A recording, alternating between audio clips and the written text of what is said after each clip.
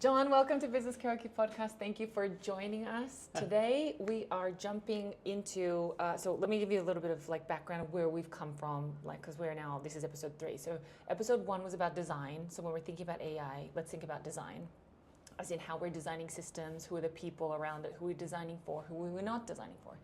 Then we spoke about geopolitics in our last episode, as in like, what's going on? Starting light, basically. Starting super light. And one of the reasons I wanted to bring you in for episode 3 being security was continuing in this fashion of, hey, it's not about, when we're talking about AI, let's not get into like the nuts and bolts of how everything's working, but let's develop compasses for people about how to think about AI. And I couldn't think of anyone better to talk about AI and security than you, so welcome. Yeah, thanks, Brittany. Thanks for having me.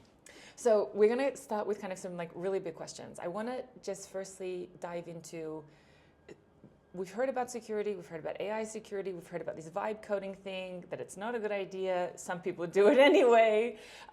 Let's begin with just some of the conversations that you're hearing from, let's say, an executive level, like around security. Is it even different to, let's say, the conversations that you've had previously around security? What are you hearing on the executive level right now?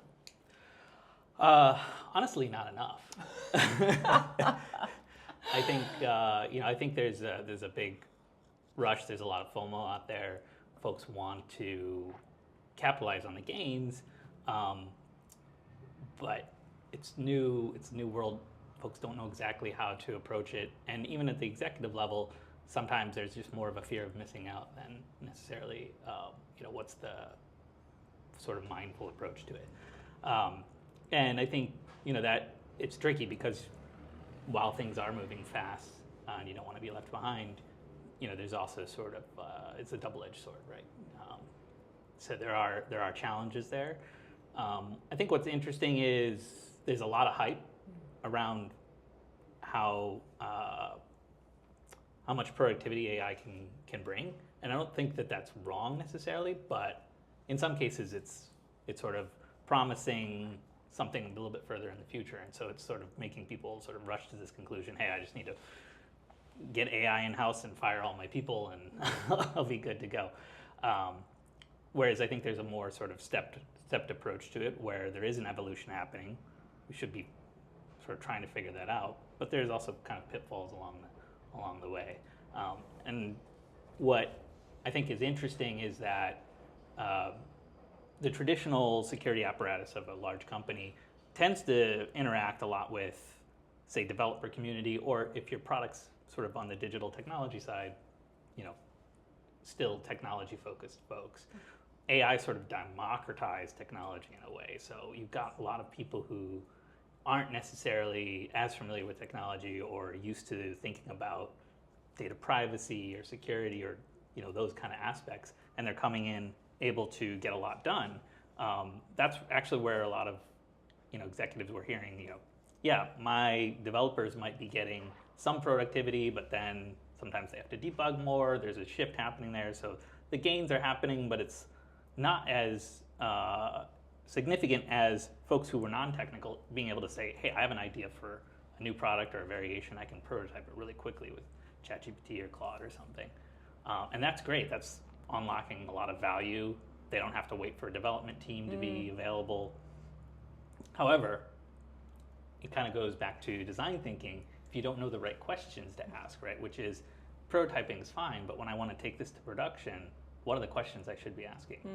Is there sensitive data in here? What are the security aspects of this that I'm not thinking about? And if you don't know what to ask AI, it's not going to give you the answer to the question you don't ask, essentially. Yeah, that's a great positioning, as in AI gives us what we ask for, not necessarily what we need, right? Exactly, yeah. When we think about security, sometimes people go, oh God, here we go. Here we go. And I know that your journey to security wasn't necessarily like you didn't wake up one morning and say, I'm going to become a security expert. It was maybe a little bit more organic.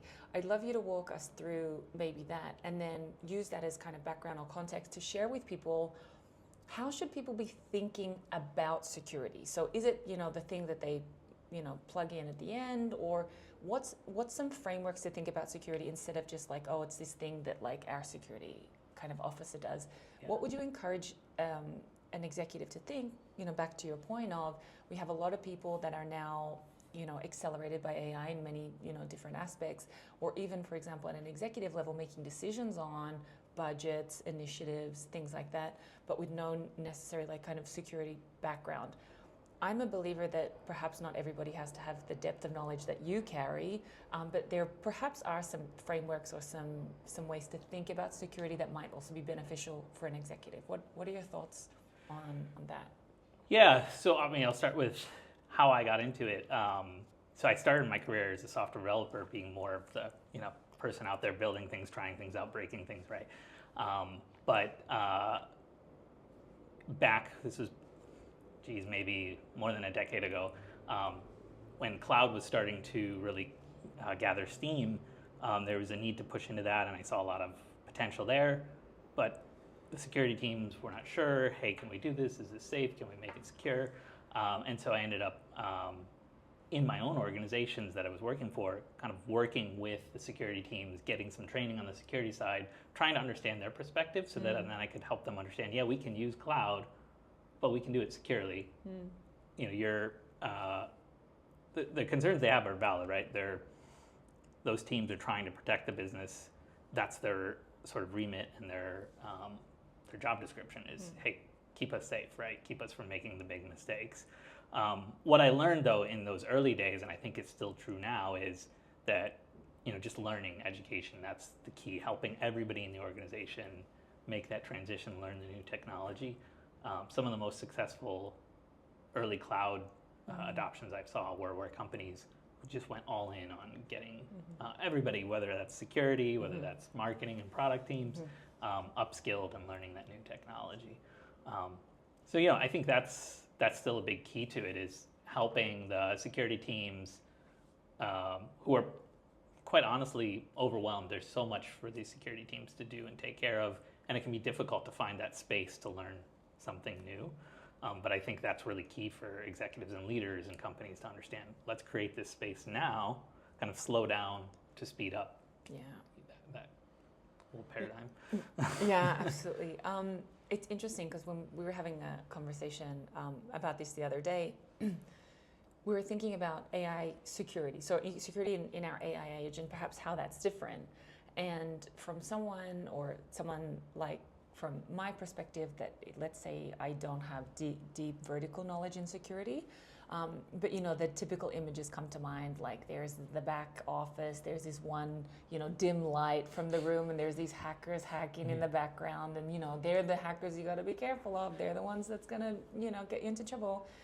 And then in this new age, you see things like the incredible breach, or it's not even a breach, it was more like just a mistake, a simple human mistake from a Samsung employee that uploaded super proprietary protected info to ChatGPT, so much so that one of the executives from Samsung was trying to get Sam Altman on the phone to be like, can you take this piece of data out of the training model? And which is basically next to impossible. Yeah. And that it kind of made you realize that the hackers, or the risk, isn't necessarily that back room guy, with a hoodie, but can just come from that, what you just mentioned, maybe even internally from that one marketing person or that one HR person that doesn't have that education that you were just talking about. What's your thoughts on that angle? Yeah, well, I like what you said about the fact that not everybody needs to have, this super deep knowledge. I think there's a function for that, and the security teams, part of their role is to help make sure the deep areas are covered. There's a number of just little things. Almost, again, I'm going to use the word mindful because that's the way I look at it, about mindful AI use, right?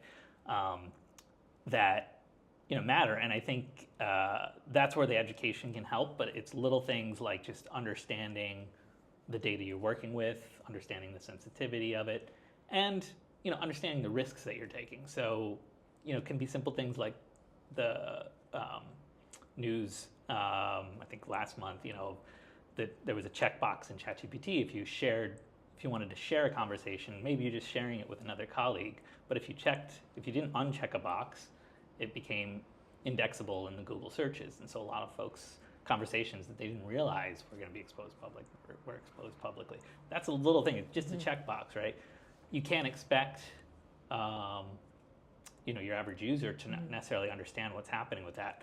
So having some partners that help you figure out where are some of these little things that can help our marketing team or sales team or whoever it is, or even the development teams, do this in a responsible way. I think that's key. But yeah, it shouldn't be overwhelming for users either. Like, I'm not at all saying marketing teams shouldn't use it. The value is definitely clear there.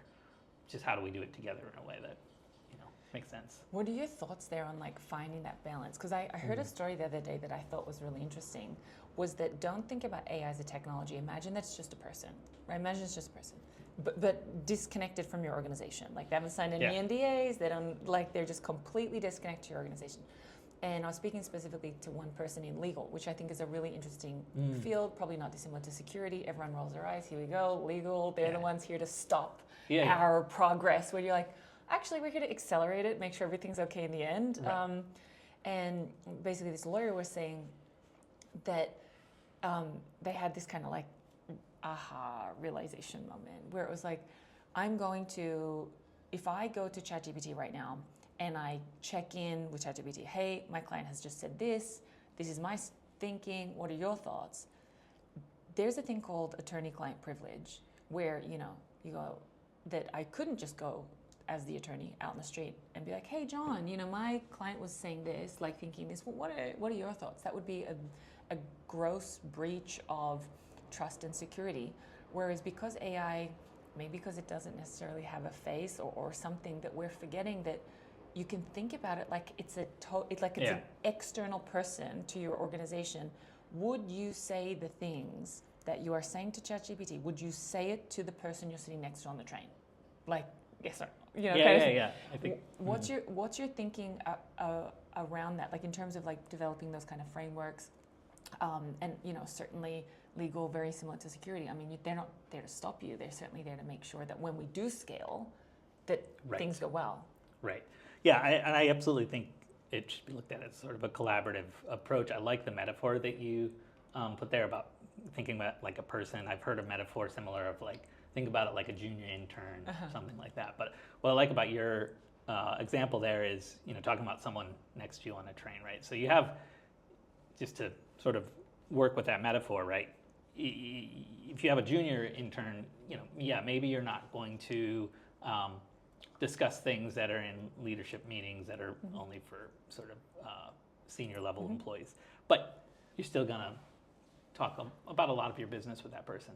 However, a potential, let's say the person refilling the vending machine or whatever, you're not discussing proprietary work things with them, but you still have some sort of interaction with them, right? They're coming into the building and things like that. So I think there is sort of this need to, think about not only what you're saying, but the context of how you're using AI. So when you're going to a service like ChatGPT, that's more of an external type of thing that's out there. There are versions of it that could be more like that internal employee. And that's where the leadership sort of understanding, I think a lot of leadership is still trying to understand what AI is, in the sense that, are we just talking about Copilot? If we're saying, hey, do I have AI in the company? Well, actually, even if you didn't want to, you have it because, O365, you've got Copilot, so you've probably got it happening there. But there's a big difference between going to a public, website for ChatGPT and typing in some things versus an internal product. And those are sort of the little nuances that I think building a framework with the leadership to help understand that can really help you set the right guardrails, sort of set that policy. Hey, this type of data we really want to protect, so don't be going directly to ChatGPT on the web and just posting this in there. But on our internal product, that's okay. Yeah. Giving some of those guidelines. Yeah. That's interesting. And I was almost like laughing as well, because I mean, you and I are recording this episode from Tokyo, and there are plenty of people who work on the train, like with their laptops right open, and you're like, oh my goodness, I can see everything. But anyway, the other thing, I mean, particularly maybe with our Japanese context, is when you kind of flag that there's risk. Hey, this could be an issue. I feel then we often swing the other way. Okay, well, shut it down completely. Right. Like, let's not touch anything. Let's not use anything at all.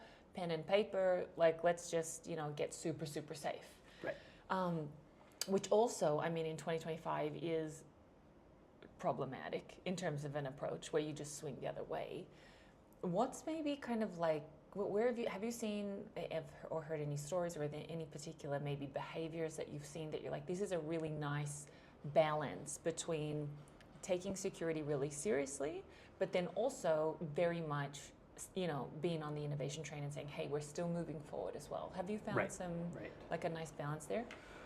Yeah, I mean, I think just speaking about Japan specifically, I think culturally there is, I think what's helpful is sort of this idea of doing things together as a group. I think you do need to approach this collaboratively, right? And so just like in the in previous technology adoptions that I've seen, if you just put up the stop sign and say, hey, we're not doing this, probably you're going to get left behind, because there's going to be a point where you figure out how to use that new technology in a way that's safe, and then the gains you get from that helps you pull ahead from your competition, right? But in the meantime, you have to protect the trust that people have in your organization.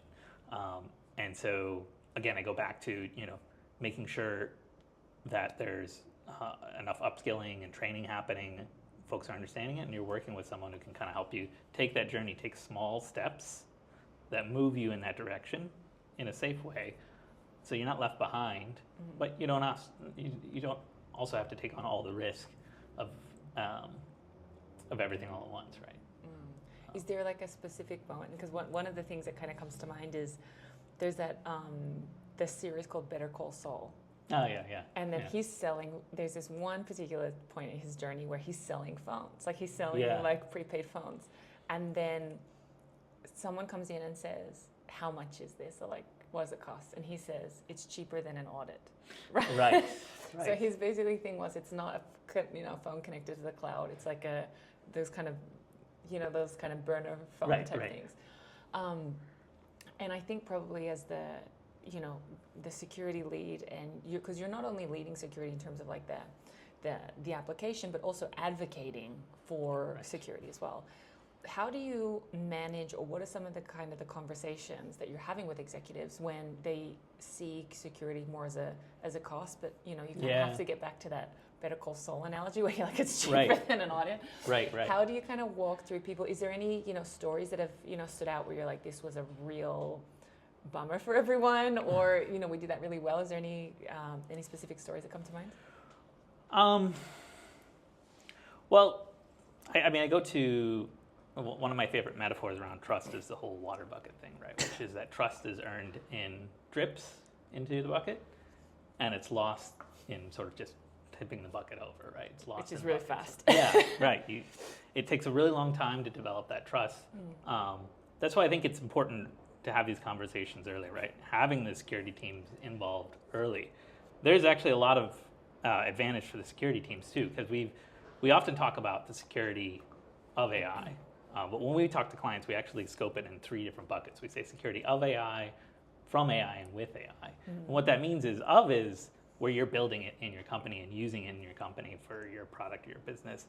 But then there's there's attackers that are now AI enabled and they're attacking your business. And the good news is there's also with, where there are AI tools, and there's just ways that you can use AI to help protect your company. And that really becomes, I think, a game changer for companies, where the security team has a ton of benefit from learning how to use these tools and can actually become much faster at their jobs, and learn sort of some of that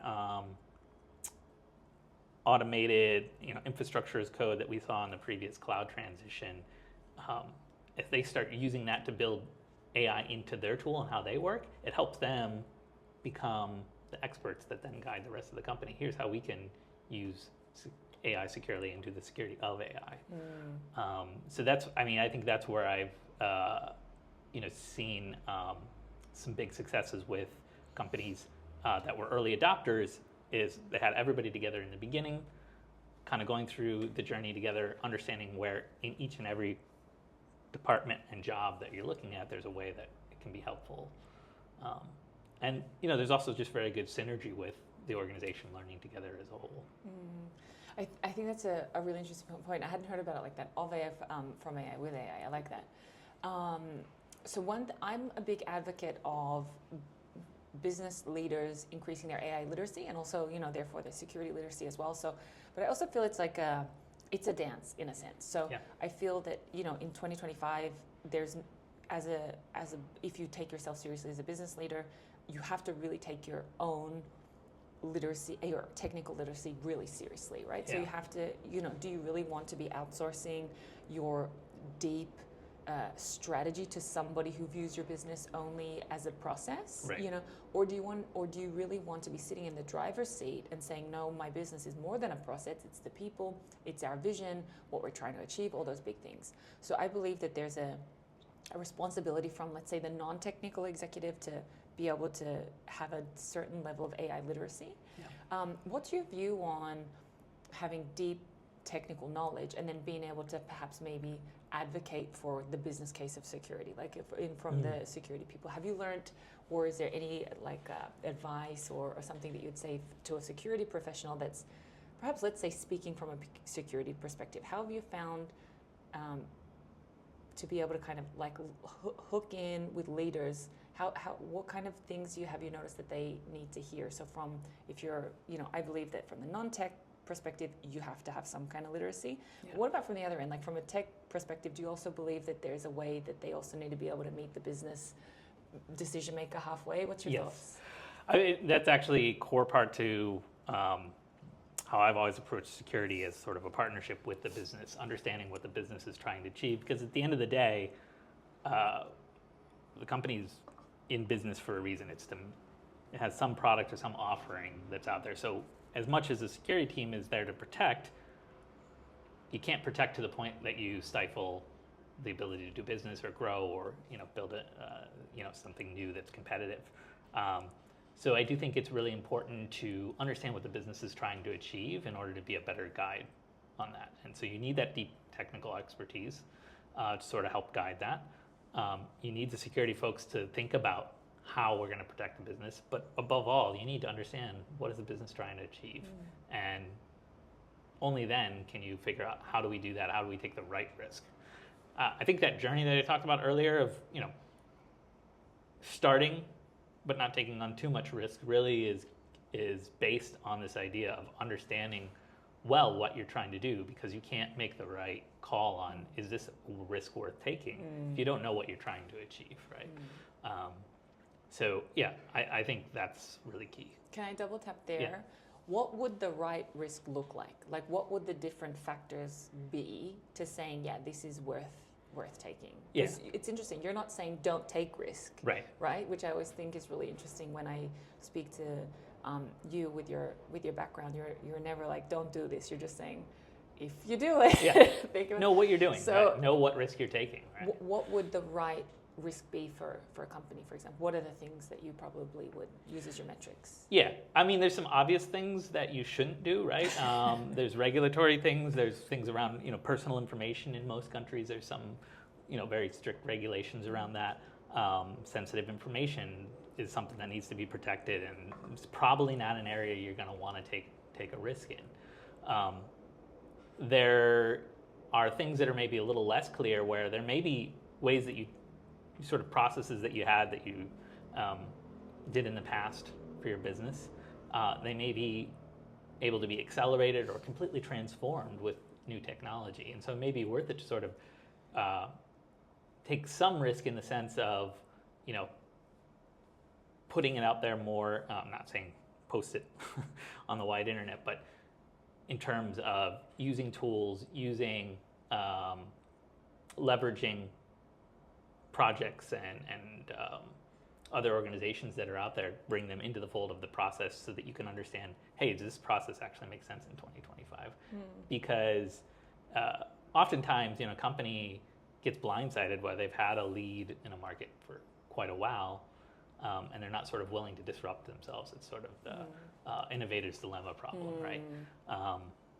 That's an area where just more and more it's becoming important to take those sort of calculated risks about, you know what, I've been making good money and I've got a great business here, but is that guaranteed in the future? So being able to sort of take some calculated bets, try some things out there, I think that's the area to look at for where do you start to take some of those risks, right? I think it's interesting because we're seeing the shift like the same way that I guess 10 years ago we kind of said every business is a technology business or every business is a software business. And then now we're saying every business can be an AI business, right? But I mean, that means vastly different things for different people, right? So whether it's, for example, you know, and we've also had quite a few, I mean, interesting societal, global conditions that have kind of enabled this remoteness. Like, for example, like COVID, you know, the safest thing was to not give you a menu. Okay, so now everything's QR code. Does that mean, and then all of a sudden now, maybe I'm a bakery or whatever, and now also I'm responsible for this like QR code, you know, all the way through to like enterprise. Can you talk us through maybe, let's say, on a smaller end, but also on a larger end, what this, even if say your core product is not AI, your core product is not digital, what are some things to maybe think about? And also, you know, when I hear your perspectives, it's also really interesting because I often think of how you talk about it helps me see it in terms of an ecosystem. So, for example, with the QR code, I remember you said to me, yeah, think about it like, do you trust this this restaurant with your security data? Like, have they... Yeah, I think we were talking about some of the poisoning that happened with QR codes during the pandemic. Yeah, because then everyone's like, don't use QR codes at all, right? Because then it goes the other way. So it never kind of flips back and forth, right? Never use it. But and the reality is, it's like email, right? Like there's plenty of spam out there. If you click the link, you're getting a virus downloaded, but it doesn't mean you should never click a link in your email. Of course, we'd never get work done if we did that, right? So we have to figure out a way forward that we know how to do it the right way. I think it boils down actually quite simply. When you look at what AI is enabled, and it's a spectrum, and there's still, I think, the hype would say AI can do everybody's job tomorrow, and we know that's not the case. There's still sort of rough edges and things to work out. But the reality is that it is very good at doing certain things that 5 years ago we would have had to have a person do. Just something as simple as generating an image. You would have needed someone who knew graphic software and potentially an artist to build some of the things that you can now build just with a simple text prompt. And does it come out exactly the way you want it? No, but it still creates something that you just never could have done before, right? So and the other piece to that is, just the information gap, right? So part of that is specialized knowledge that you didn't have because you didn't go to school to be an artist or graphic designer or whatnot. A lot of that's now become, I guess, democratized, for lack of a better word. But when everybody has that as a baseline, what's your differentiator? Right? So I think simply put, it comes down to two things in my mind. Well, I'll say three actually. Data, process, and your people. But your people is really kind of an underpinning of those top two, the data and the process. That's what's going to differentiate your business. When everybody can create a SaaS platform to sell whatever product that they have at the moment, your SaaS platform is no longer your differentiator. It's, does your SaaS platform work better? Does it have a better process that saves me time? Does it lead to better outcomes? And do I have unique insight because I've been doing this for maybe 100 years or 50 years or something like that. And some of that data is in data sets, some of that's locked in your people. And same thing with the process, right? Some of that process is actually articulated and some of it's in folks' heads. So I think that's an interesting thing with AI is in the past, there's been a push to automate, try to get workflows automated and compute, digitized, right? But that process was a little bit more cumbersome. AI sort of makes that process a little bit smoother. But you still need to do that work of like, okay, let's map out this chain. How are we creating value, right? Value chain mapping, kind of that type of thing. What insights do we have? What is it unique about our business? And then you double down on that and you figure out, I want to protect that, right? So I don't want to take a ton of risk with what's really unique to me, but I want to find a way to use these new tools to do it as best as anybody could do with the technology that's available. Yeah, that's a great kind of tripod. The CEO of Microsoft here in Japan, she talks about the 70-20-10 approach, which is 10% is like algorithms and like AI, 20% is as in where you should be spending your time and your money type thing. Like 10% is in the actual tools of it all, like the algorithms, the AI, that stuff. 20% is in the processes, and 70% is in the people. Yeah. So you're talking about one of the most important companies in AI, and then even she was saying 70% is people. Yeah. Like instead of like, oh, get more Copilot, like she was saying, take a step back. So I always found that really interesting. Another thing I'd like your perspective on is maybe the confidence, or kind of like we're talking about this kind of swinging pendulum of trust, but I also want to talk about the swinging pendulum of confidence, if that's okay, in the context of vibe coding. So, okay, yeah. So what I mean by that is people generally have two kinds of responses to me when I talk about, AI and tools and, how they can build things for themselves. They either come in like on a victory horse. Hey, I built this new thing and it's working, and it's, and it took me 3 hours to build this new whatever. Could be an app, could be whatever. Yeah. And I go, oh, okay. Or the other side is like, oh no, like I don't even know kind of like what that means. And so for example, I don't even know what computer vision means. I'm like, well, do you know what a computer is? Yeah, I know what computer is. Well, what do you think vision is? Well, the ability to see. So what do you think computer vision is? Well, computers can see. So what do you think that might be? Like a camera. Well, there you go. Right. So I feel like there's this, I wish there was some kind of like critical balance or something or critical thinking around kind of confidence around AI. There's this one side which is like, I can't even get into it. It is so not for me. Or there's this, I built an app in 3 hours and it's ready to go. It's ready for production. So where's your thinking specifically around like this thinking around like vibe coding and confidence? How should people think about it from a security perspective? As in, yes, it's great to work fast, but is this ready for production, or is this ready for deployment? What's your thoughts there? Well, actually, it makes me think of another thought that I've had for quite some time, even before AI was on the scene, which is kind of how I think about intelligence, right? As someone who's spent a career in the software world and sort of in more of an analytical kind of space, right? You meet a lot of different personalities and a lot of folks that are very smart, but smart in different ways. And I think there is a spectrum of intelligence. I also think that sometimes we give too much credit to sort of a traditional analytical type of intelligence, and we think, oh, that person knows exactly what they're talking about. They have the confidence and they say all the right words, so they must know what to do. And the other person who can't use the right terminology, can't articulate it in that same way, is considered not as intelligent. But oftentimes those folks may have some insight or a different way of looking at things that is just as valuable or even more valuable because it's not always seen in our interactions. So I think what's interesting with AI is it does give us this way to sort of learn without being ashamed, right? We can ask the questions we're too embarrassed to ask. Out loud. Out loud in a room of other people, some of who we think, hey, they're smarter than me. Yeah. I'm going to sound like an idiot. We can ask that. I think, the danger then, though, is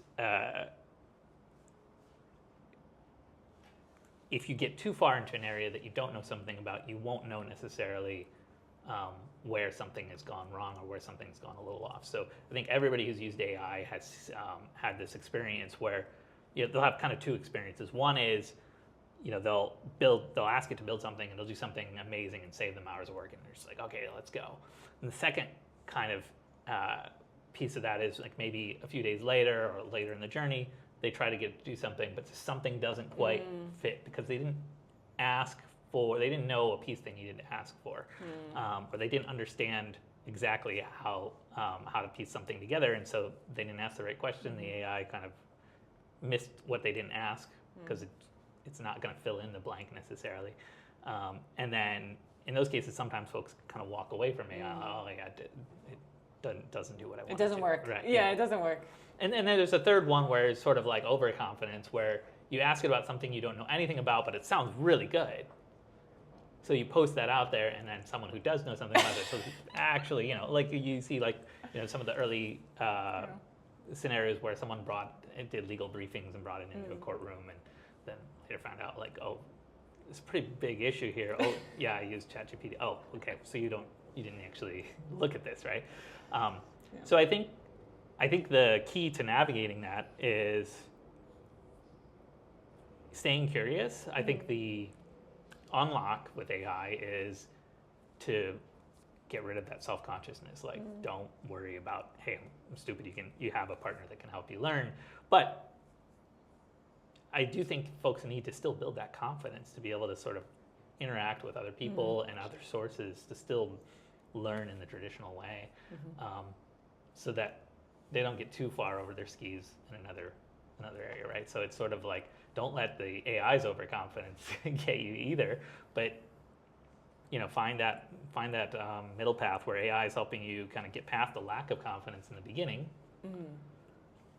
and then you just have to sort of worry about not getting overconfident and making sure you're still talking to other people, interacting, checking assumptions. It's maybe basic scientific method kind of thing, right?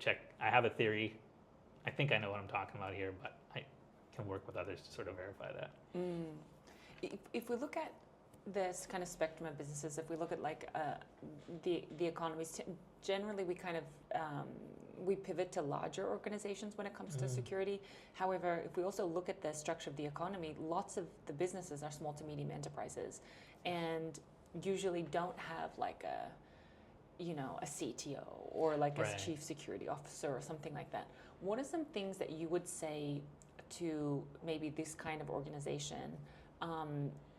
What are some kind of questions that you would encourage them to think about, that if they don't have that like one dedicated lead, what's maybe some like a shared understanding that you'd encourage like their board or their business to start adopting, even if they don't have that kind of one advocate? I think having a shared understanding of where the risks are for your specific business. So again, understanding what data you have, understanding what stuff you can take a risk with versus what you can't, right? So yeah, you may not have terabytes upon terabytes of data, but you probably still have a customer database with, potentially phone numbers, addresses, things that you don't want to get out, right? And so I think just having a little bit of education into what are some of those sensitive things, what are some of those possible pitfalls can really help, and you just apply it to what you have in your business, right? Even if it's a small amount, okay, I know I'm not going to touch this customer database, or I know that I need to separate that out and sort of have a version of data that's just giving me the non-sensitive pieces that I can work with, right? Or it could be as simple as like, okay, maybe we've only got 100 people, and I've only got maybe 2 technical people out of that 100 people, right? So then as an organization, we need to learn together how to approach this, because the 2 technical guys are not going to be able to necessarily teach everybody exactly what to do, right? Yeah, I mean, it's also, as you mentioned, like just because you have deep technical knowledge doesn't mean that you like teaching people, or that you want to, teaching or that you're any good. Underappreciated skill. So when we're thinking about teaching, I think it's a really interesting opportunity to maybe bring in one of the most important stakeholders in our lives, which is our children, right? What are some things that you teach, particularly your son, about how he should be thinking about security, and around his data security? I mean, because you can't, not give him phones and lock them away in a back room or something. How? And I think it's really interesting. Like if we take our children as a persona, because I think they can almost be a board of directors as well. What I mean by that is, you're not with them all the time. Like we're not with our kids all the time. So they are now currently making decisions around, their digital literacy or their behavior or their activity, and we're not there. We can't say do this or don't do that. And it's the same thing with a CEO. You're not behind them all day. What are some concrete things that you teach your son around security to help him? Yeah, so that's a great question. I think supposedly this was a Walt Whitman quote, but I'm not sure. There's some questions about whether it was really Walt Whitman or not, but there's a quote that's, be curious, not judgmental. And I love that quote. Curiosity is something that kids have naturally, and I think it's something we all need, and we sometimes lose as we get older, right? We get certain. So back to that idea of like, there's different types of intelligence. Sometimes learning a lot and having deep knowledge can actually make you falsely confident or erroneously confident, because unlearning something can be more difficult than learning something new, right? So in security, we have this thing called trust but verify, right? Trust but verify, and I think that captures it kind of perfectly, where you need to leave room for that curiosity, right? It doesn't matter how big the company is, how many AI experts that they're paying $1 million, that they have are, they can still make mistakes. They're still humans, and there's still things that they don't know. And so it's really important, I think, just to stay curious. I think it's, always ask questions. That's what I try to instill in my son, in a world where even the video that he sees in front of his eyes looks completely real, but is Maybe completely not. made up. The only antidote that I can think of is just, never stop asking questions. Yeah. And I think, and again, like asking the right questions as well. Sure, yeah. One of the things that I love to do with Business Karaoke podcast is to also give some people some takeaways, like no matter what they are, kind of the people that listen are either, so the majority of our listeners are here in Japan, and the next largest community is in the US. So that doesn't mean everyone's Japanese or American, it just means that's kind of like where we are. Yeah. And people are all kind of find their own way, making their own way. Some are in larger companies, some are in smaller companies, some are working for themselves, all different kinds of journeys.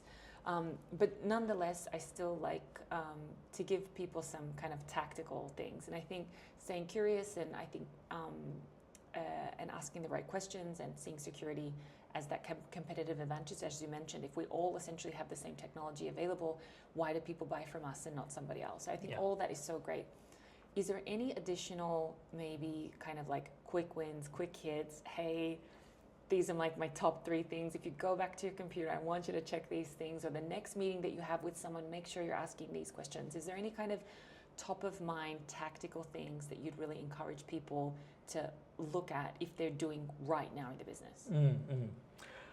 Yeah, I mean, I think at a top level, I think it's important for companies to understand how and where they're using AI, right? There's a lot of variation, there's a lot of nuance out there between using, say, ChatGPT versus, having developers build something and even necessarily have something, running in-house. And there's even what we used to call AI and ML, which was for generative AI, and it still exists, still has its uses. But it's still making decisions for us. It's still giving us, well, hopefully not making decisions for us, but it's giving us data and it's giving us predictions that we can use. So I think that's where I would start asking questions is, what are we using, where, with what, right? I think that's really important to just have a very high level, right? I'm not saying you need to have a sort of detailed list of, every single endpoint or every single piece of code that's touching something, but just a more general kind of idea of how are we using it, right? And then I think, you stay curious, kind of related to curiosity is mindfulness, right? So mindfulness is being curious in the sense of being intentional. So that threading that needle between not doing anything and being overconfident, I think that's where mindfulness is, right? Is sort of saying, hey, I'm not going to overtrust the AI to just do everything perfectly, right? But I'm going to use it, and I'm going to start to figure out where the edges are, right? So, experiment mindfully, right? And it's interesting. You know what I hear a lot? I hear a lot people lead with, I don't know, but we need to do something AI here. I don't know what, but something AI has to happen here at this touch point in the business. And you're like, And I think that comes down to, as you mentioned, thinking about like, what is it that you want to achieve? And I hope with this conversation, it's interesting because, we haven't even touched on the fact that you wrote a book on Kubernetes, and I'm sure you'll be able to talk about that for people. But, this conversation really was for people to understand that security is a conversation for you. AI is for everyone. If we think about AI the same way we thought about DX and we make it a department, we're going to have lackluster results, which is what we've had right now in Japan. Particularly in Japan, when we had the digital cliff, 2025, we're going to fall off the digital cliff. Guess what? We've fallen off. The things that they said in 2020 that we needed done by 2025, we're not even nearly there. Yeah. We're not even a little bit nearly there. Right. So we have to look and say, okay, if we take this approach, which is the security guys do security, and then when I've got a security question, I'll come to you. Right. Instead of thinking about maybe every question is a security question, or... Right. You need things that scale. Even if you're a small company, like that's how you need to be thinking, because AI is going to unlock the ability potentially for your company to scale to what normally would have taken 5,000 people may only take 50 people, right? And so, every question becomes a security one. Therefore, it can't be a security team that has to be part of every decision. But we need sort of a way to work together so that we're conscious of these things. But I like what you said about, thinking about what the real question is, because I think that is the mistake that folks make is they say, okay, where do I start with AI? Give me something, right? Give me something. Give me some AI. Just some, couple pointers of how I should start with AI. But you actually shouldn't start with AI. You should start with what is your problem that you're trying to solve? What is the problem you're trying to solve? And, what is my goal here? And, there's quite a few outcomes that probably AI can help with, but there may be a number of them that you can solve without AI, just understanding your process a little bit better, understanding your data a little bit better, understanding your customers a bit better, may give you solutions that don't even need AI. This makes me laugh like I can't even tell you. Because the more technical a person that I meet, and John, of course, I will link your book and your LinkedIn profile, of course, in the show notes. But in terms of technical, you're quite technical, and it's so interesting that the more technical someone gets, the less they jump to, here's the technical solution. It's the more that they lean to, well, what are you trying to solve? Whereas the more that, in particular in my own personal upskilling journey, the more that I someone will ask me, like the very first thing they ask me, which is like, so, what's your dev environment? And I'm like, interesting first question. Like, it's not like, what are you trying to achieve? What are you building? Like, what do you use? Do you use MCP? And you're like, Yeah. I think it comes from being out there in the world and interacting, trying to really help folks is, what I've tried to do with the books that I've written is I've written them very specifically for sort of these niche groups, like the AI. Kubernetes is sort of targeting this sort of infrastructure and maybe even potentially some of the security teams that weren't upskilling on AI and generative AI, right? They weren't in the development world where necessarily they would get pulled in with the latest trend. They were busy doing this other work. And so I think making it approachable for everybody is a really important thing, like making sure that everybody understands it's the problems that matter, it's the processes that matter. Because at the end of the day, when you work in technology for long enough trying to help companies, you realize the technical stuff becomes easy. Because at some point okay, what's your dev environment? Okay, I'm going to look at this, this, and this. So that's not really an interesting question to start with anymore, right? For someone who's really saying, hey, we want to solve the problem, the thing that's going to take longer is, do we really understand this process, or do we actually not understand all pieces of it? Do we understand what the people are doing here? That actually ends up taking more time. And so you start with that because that's going to take you most of the time to figure out. And then once you've got that, okay, tell me your dev environment. Okay, so based on this, what your real problem here is that you're trying to solve, and this dev environment, then we can do this. Yeah, and I think that's really interesting and shows that if you are listening to this and that you are not like a security leader specifically, as John mentioned, the more that you understand your people and your processes, and often if you are a business leader, you do have a deep connection with your customers or your stakeholders. If you need to lead with that first, so you are equipped to start being, not only chiming in, but maybe even initiating some of these security conversations, because you have the most important thing, which is what questions are we, what are we trying to achieve as a business, and and therefore what's the right question to ask. Yeah, and by the way, coming from the business side, I think most security teams will be happy to have someone approach them and say, hey, we want to do this together in a better way, right? Mm-hmm. I think that's a wonderful way to start. Yeah. John, and I think that's a perfect place to end, that now is the time for you to go to your security teams. If you, I don't mean to stereotype, but they're, don't necessarily have the image of being super outgoing types. So I think if you go knock on their door, they'll be pretty happy to welcome you. Well, yeah, I think so, and I think many security teams want to be helpful, but they've sort of gotten stereotyped as they're going to get in the way, and so they're not used to someone coming and saying, hey, let's work together and figure out how to do this. But I think they're very much excited to do that. I think that's amazing to think about your security team as your accelerator, or as the let's even say like the gasoline in your vehicle that can actually get you somewhere and to scale. Yeah. And I mean, how there's and perhaps this could be said for anywhere, but I think this couldn't be more true for Japan, because we are looking at over the next 5 years losing 6 million people from the workforce. So somehow we got to manage. Yeah. So, and 6 million people losing from the workforce is like what we're doing right now. This is not even like what we need to be doing more of. So you need 6 million just to stay flat. Just to stay flat. And we can't stay flat, because staying flat's already not good, right? We've got to we have to be able to scale. And you don't want to work out that the thing that you're scaling is the wrong thing. Right. That's not what we want to do as well. Right. It's that old adage of the pilot coming on and saying, hey, the bad news is I don't have any telemetry. None of my gauges are working. I have no idea where we are. But the good news is we're making great time. Exactly. So John, with that, thank you so much. We will, of course, link all of your information in the show notes. But of course, anyone can also come have more conversations with you over at Design Thinking Japan as well. So thank you for joining. Yeah, thank you so much. Thanks for having me.